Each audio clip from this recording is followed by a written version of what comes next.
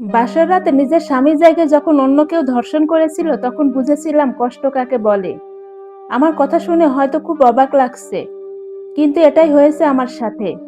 সেদিন বুঝেছি যন্ত্রণা কাকে বলে, অসহায়ত্বের মাত্রা কতটা গুরুতর হলে মানুষ এমন পরিস্থিতিতে পড়ে। বাবা মায়ের খুব আদরের সন্তান ছিলাম, বলতে গেলে সোনার চামচ মুখে নিয়ে জন্মেছি। কত ভালোবাসতো আমার মা, সারাদিন আমাকে নিয়েই পড়ে থাকতো। কিন্তু সে সুখ বেশি দিন জোটেনি আমার কপালে।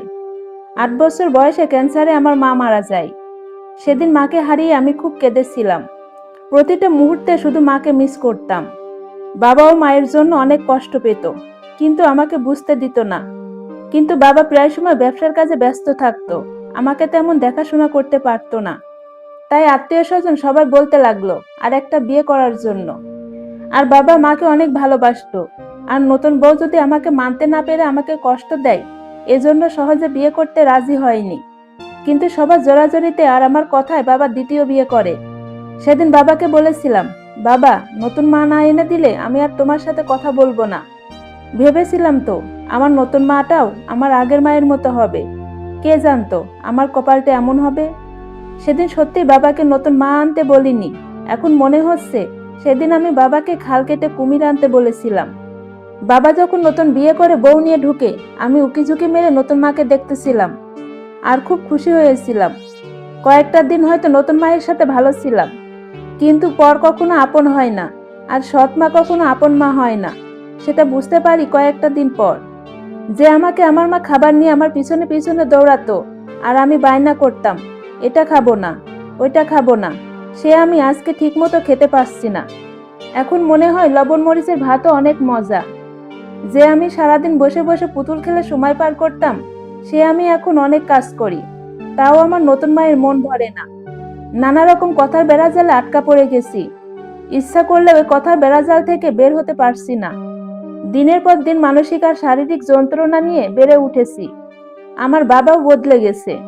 যে বাবা আমার সুখের কথা ভেবে বিয়ে করতে চায়নি, আজকে সে বাবাই নতুন মাকে পেয়ে আমাকে ভুলে গেছে। নতুন মায়ের কথায় উঠে আর বসে, মারধর করে। নতুন মায়ের কোলে নতুন যে মেয়ে হয়েছে, বাবার কাছে এখন সে মেয়েই সব। আর আমি তো এক পরগাছা। 8 বছর বয়সে মাকে হারিয়ে যতটা কষ্ট পেয়েছিলাম, তার থেকে বেশি কষ্ট এখন প্রতি মুহূর্তে পাই। কষ্টটা আরো বেড়ে গিয়েছিল যখন আমার বাবা মাত্র 14 বছর বয়সে আমার বিয়ে ঠিক করে, আমার থেকে 26 বছরের বড় এক মধ্যবয়স্কের সাথে। সেদিন একটু প্রতিবাদ করেছিলাম, আর ফলশ্রুতিতে মায়ের আর মানসিক যন্ত্রণাটাই পেয়েছিলাম। না সহ্য করতে পেরে, কোনো উপায় না পেয়ে বিয়েতে রাজি হয়েছিলাম। ভেবেছিলাম বয়স বেশি, দেখতে অসুন্দর, তাতে কি হয়েছে, খেতে পড়তে তো পারবো। সংসার কাকে বলে তখন বুঝতে পারিনি। সংসার বুঝে ওঠার আগেই বাবা আর নতুন মায়ের চাপে 14 বছর বয়সেই আমি বিয়েটা করে নেই। বিয়ে করার পর যে সুখটা ছিল সেটাও চলে গেল।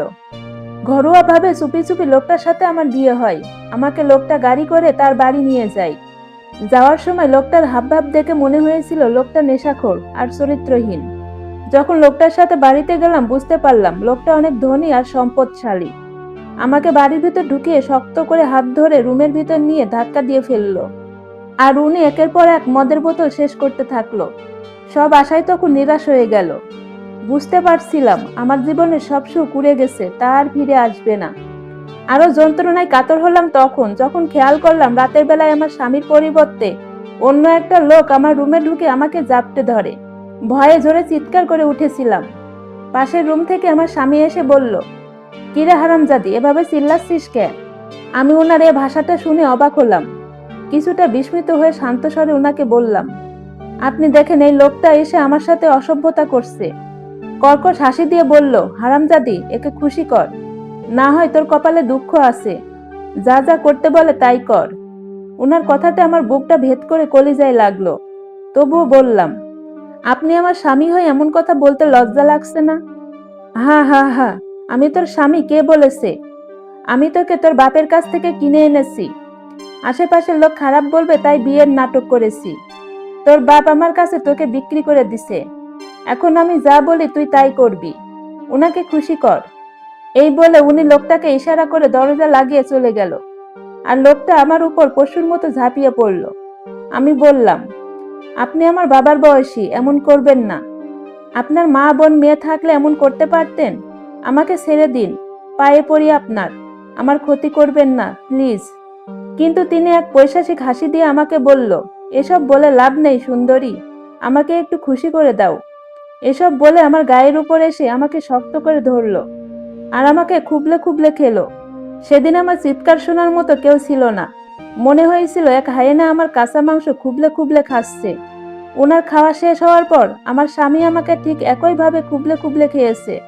তারা ভুলে গিয়েছিল আমি একটা মানুষ। আমার কষ্ট হচ্ছে। যন্ত্রণার চিৎকার যেন তাদের সুখটা আরো বাড়িয়ে দিয়েছিল।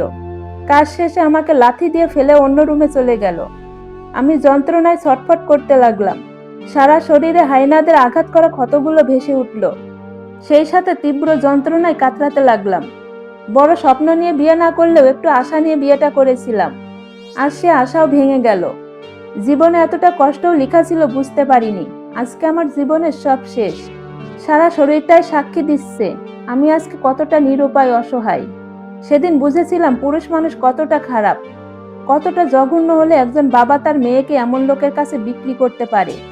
কত নিকৃষ্ট হলে একজন বাবার বয়সী লোক আমার মতো 14 বছরের মেয়েকে এভাবে হায়নার মতো রক্তাক্ত করতে পারে। কতটা কষ্ট সেদিন হয়েছিল আমি জানি। কষ্টের শেষটা যদি সেখানেই হতো তাহলে তো ভালোই ছিল। কিন্তু পরদিন সকালে চলবে গল্প পতিতাপল্লী পর্ব 1। আসসালামু আলাইকুম বন্ধুরা, গল্পটি ভালো লেগে থাকলে একটি লাইক করে দিবেন এবং গল্প সম্পর্কে কোনো মতামত জানানোর থাকলে কমেন্ট করতে পারেন। গল্পের বাকি অংশ শোনার জন্য চ্যানেলটি সাবস্ক্রাইব করে পাশেই থাকবেন। ধন্যবাদ সবাইকে, ভালো থাকবেন।